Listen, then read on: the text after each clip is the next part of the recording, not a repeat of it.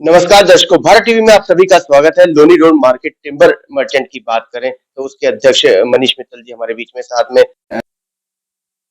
बात कर लेते हैं कि जन जागरण से जुड़े हुए हम अहम मुद्दों पे विषय उठाते हैं और वो दूर तक आवाज जाती है। आज का भी कुछ इसी टाइप का ही मुद्दा है। सर, देखने में आ रहा है कि आज की तारीख में ये जो मोबाइल है ना, इस मोबाइल के माध्यम से पब्लिक को भ्रमित किया जा रहा है, चाहे वो शेयर मार्केट के माध्यम से हो कि शेयर मार्केट में पैसा लगाएं और क्या नाम है, इस तरीके से माया जाल इस सोशल मीडिया के माध्यम से चल रहा ये डिजिटल हैक है बेसिकली। और इस माध्यम से अनेकों अनेक तरीके के फ्रॉड स्कैम हो रहे हैं जो कि साइबर क्राइम में अंतर्गत आते हैं। और ऐसा अभी मेरे पास में परसों एक हमारे मार्केट का ही एक केस आया। उनके 18 लाख रुपए जी जी बैंक ऑफ बड़ौदा से निकल निकल गए हैं। उनके पिताजी का एक मास पूर्व ही देहांत हुआ। और क्या नाम, उनके अकाउंट में 10 लाख रुपए थे। और कोई ऐसी जानकारी किसके द्वारा साझा हुई कि उनका जो कि जबकि वो उनके पिताजी जो है बटन वाला फोन यूज करते थे, कैसे क्या माध्यम ही उन लोगों ने यूज किया कि उनका फोन नंबर से उन्होंने एटीएम कार्ड अप्लाई किया। और 28 अक्टूबर से लेकर के और 4 नवंबर तक 25,000 पे 33,000 पे 6 दफे उसमें एटीएम यूज हुआ है।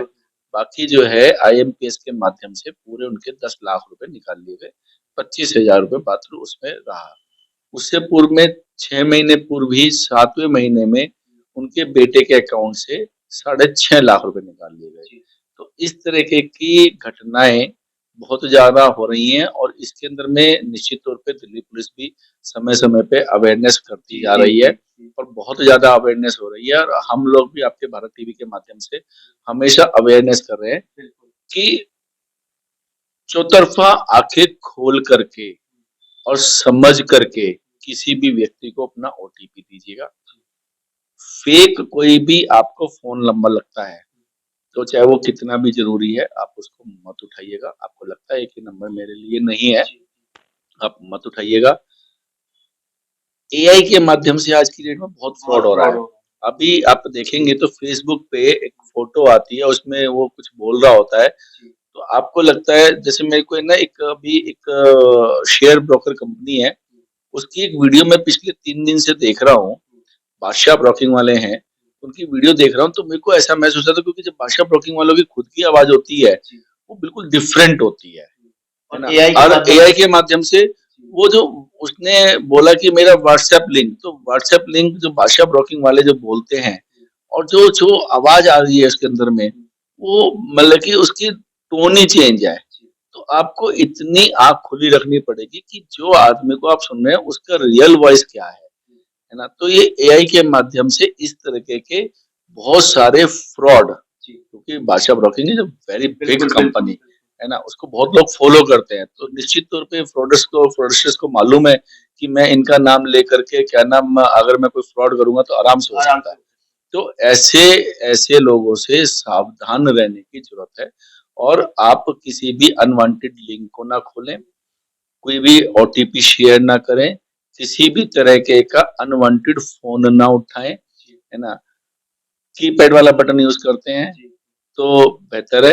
अगर आप निश्चित तौर पे आज की डेट में हर आदमी ये वाले फोन यूज कर रहा है, एंड्रॉइड फोन यूज कर रहा है, तो उसमें जो है जितनी सुविधा है उतनी असुविधा भी है। मनीष जी, ऐसे में सवाल ये उठता है कि ये जो डाटा लीक है, ये डाटा लीक कहाँ से हो रहा है? इनके पास नंबर कहाँ से पहुंच रहे हैं?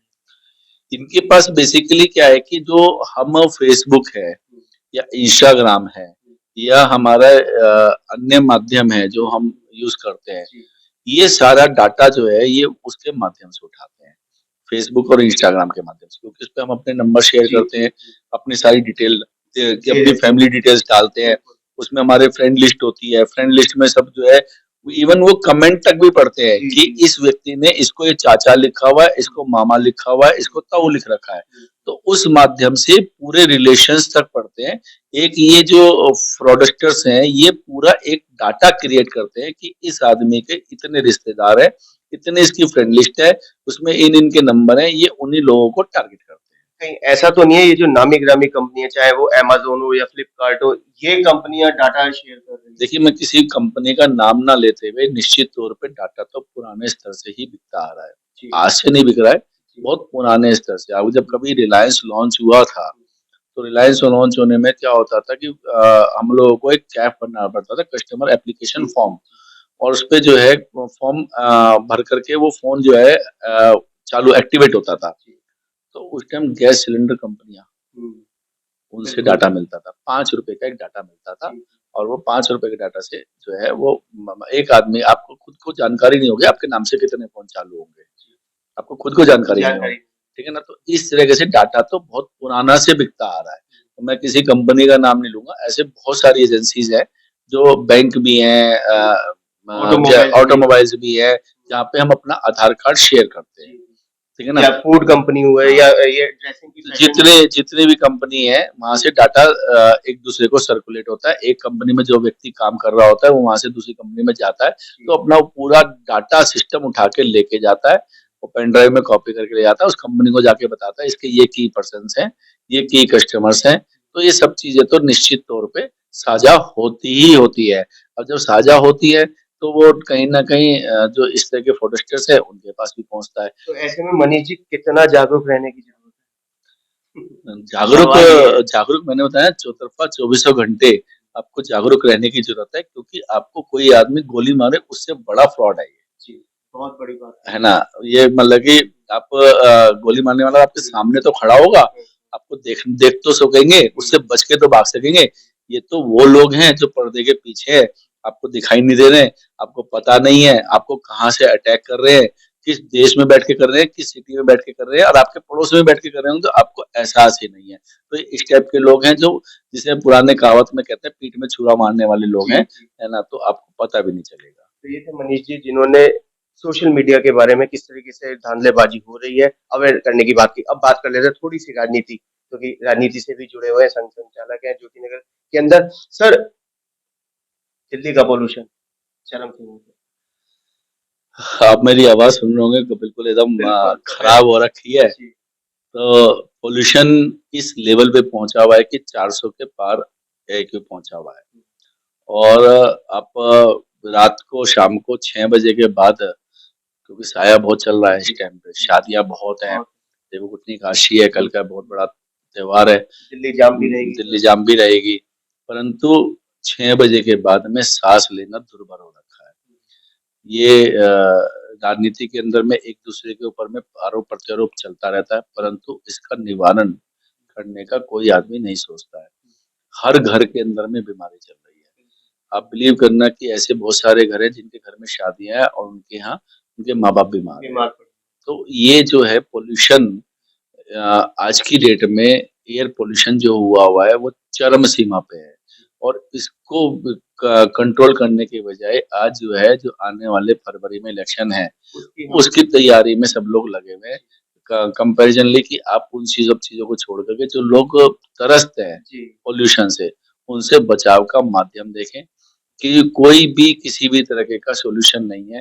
केवल और केवल राजनीति एक होती है कि दिवाली पे बम पटाखे बंद कर दो, और उससे पॉल्यूशन घट जाएगा। अब दिवाली तो चली गई, दिवाली तो एक दिन की थी, जी। बम पटाखे एक दिन एक के दिन थे। के। तो वो क्या पॉल्यूशन पिछले आगे पीछे 6 महीने या आगे के 6 महीने रहता है, एक दिन का पॉल्यूशन इतना तो होता नहीं है बिल्कुल कि ठीक जो है। है वो 6 महीने पहले भी रहा और 6 महीने आगे भी आगे भी रहेगा। रहे। तो ये तो निश्चित तौर पे एक केवल राजनीतिक प्रोपेगेंडा है ना? पॉल्यूशन का कंट्रोल किसी भी लेवल पे स्टेट गवर्नमेंट द्वारा बिल्कुल भी नहीं है। मनीष जी देखने में आ रहा है कि चाहे वार्ड हो विधानसभा या लोकसभा, पहले स्प्रिंकल होते थे, जगह-जगह छिड़काव होता था पानी का, वो नहीं है। एयर प्यूरीफाई जो लगाए गए थे वो बंद पड़े हैं और हमारी लोकसभा में तो है ही नहीं। देखिए, ये तो हमारी बदकिस्मती है। बदकिस्मती बोलते हैं कि हम जो है नॉर्थ ईस्ट के डिस्ट्रिक्ट में रहते हैं। बदकिस्मती बोलते हैं, क्योंकि सबसे पिछड़ा जी, अगर पूरी दिल्ली में कोई है, तो बेचारा नॉर्थ ईस्ट है। इसके विषय में कभी किसी ने संज्ञान ही नहीं लिया। ये कहते हैं गड्ढे में जाए, गड्ढे में गिर जाए, जी, कोई फ़र्क नहीं पड़ता है किसी भी से। केवल और केवल हैरेसमेंट का काम इन लोगों को करना आता है, कि जब हैरेसमेंट का नंबर आता है, तो नॉर्थ ईस्ट के नॉर्थ लोग हैरेसमेंट कर लो। जी, इन लोगों को परेशान कर लो, इन लोगों से उगाई कर लो, इन लोगों से ये कर लो। परंतु अगर डेवलपमेंट की बात करें तो ये नॉर्थ ईस्ट के विषय में सबसे ज्यादा बेचारा दुर्भाग्यपूर्ण है कि दिल्ली के अंदर में सबसे पिछड़ा जो है वो नॉर्थ ईस्ट है। तो ये जो नॉर्थ ईस्ट के विषय में जो हम बात कर रहे थे कि कैसे इसका सुधार हो और कैसे इसके विषय में आगे बढ़ा जाए, तो नेताओं को ये चाहिए कि जो अभी हम पोल्यूशन की बात कर रहे थे कि एयर प्यूरिफाई हाँ, एयर प्यूरिफायर की आपने बात छेड़ी। क्योंकि देखिए संघ की दृष्टि से मेरे को पॉलिटिकल कुछ भी बोलना एक ऐसा हज होता है, परंतु जब चीजें, क्योंकि मैं निवासी इसी क्षेत्र का हूँ और बहुत सारी सामाजिक संस्थाओं से जुड़ा हुआ हूँ, तो पहले ये चर्चा थी कि हम एमसीडी में आएंगे तो हम इसका सुधार करें। अब तो एमसीडी भी है, दिल्ली भी है ना? तो अब क्या चाहिए? तो ये जो है केवल डिमांड और काम नहीं करना, ये बड़ी दुर्भाग्य है। और क्या नाम आज की डेट के अंदर में जो गाड़ियां कूड़ा उठाने वाली या स्प्रिंकल्स जिसकी आप बात कर रहे हैं, ये एक गाड़ी मेरे को सुबेरे दिखाई देती है, एक गाड़ी दिखाई देती है, तो पूरा नॉर्थ ईस्ट क्षेत्र, ठीक है ना, कैसे कवर करेगी? एक विधानसभा में क्या निकले, 2 विधानसभा में एक गाड़ी है, 2 विधानसभा में, हाँ वो भी मेन पे, तो प्रश्न ही नहीं है। ऐसा प्रावधान होना चाहिए कि गलियों तक में भी स्प्रिंकल्स घूमने चाहिए, है ना? क्योंकि जो गली में जो झाड़ू लग रही है, गली में जो कूड़ा पड़ रहा है, सड़क पे कोई अपना तो कूड़ा होता नहीं है, तो जो गली मोहल्ले से निकल करके कूड़ा सड़कों तक आता है ना? तो वहाँ अगर हमारी कोई ऐसी सुविधा, हमारे को साफ सफाई की सुविधा और सारी चीजों की सुविधा अगर गलियों तक मुहैया कराई जाए और गली बिल्कुल साफ रखी जाए, तो सड़क भी गंदी नहीं होएगी। तो ये तो बेसिकली आज की डेट में हमारी बदकिस्मती हो चुकी है कि पूरा दिल्ली, है ना, कूड़े के ढेर पे बैठा हुआ है। वही मनीष जी, इस समय योगी जी ने एक बात कही है कि बटेंगे तो कटेंगे, बहुत तेजी से ये हैशटैग चल रहा है। बटेंगे तो कटेंगे, उसका अर्थ हर आदमी अपना लेके चल रहा है। मेरे मायने में अर्थ यह है कि पार्टी वाइज और जो भी जिसको भी सपोर्ट करता है, तो वो जो है हमेशा एक रहे तो सेफ रहेगा, एक रहे तो सेफ रहेगा। सेफ इन द सेंस कि वो अपनी पार्टी को आगे विकास करने के लिए अगर एकता नहीं होगी तो आगे विकास पे कैसे लेके जाएगा? तो उनका अर्थ तो ये है। अब उसको कोई पॉलिटिकल पार्टी उसको तोड़ मरोड़ करके कुछ भी लेके जाए, तो उनका कंसर्न ये है कि हम जो है सब लोग एक रहें तो सेफ रहेंगे, तो विकास होगा, है ना? अगर अब एक ही नहीं होंगे तो सेफ कहाँ से होंगे? क्योंकि विपक्षी जो है कहीं ना कहीं आपकी पार्टी को तोड़ने का प्रयास करेंगे। एक हो जाएंगे, एक सब कुछ एक संगठन रहेगा, एक एकत्र होकर के आप वोट करेंगे, तो निश्चित तौर पे विकास की लहर पूरे देश में तोड़ पड़ेगी। ये उनका नारा है, जो मुझे लगता है, मेरे पॉइंट ऑफ व्यू से। मनीष जी, चलते चलते कल देवउठनी काशी है, क्या बताइए?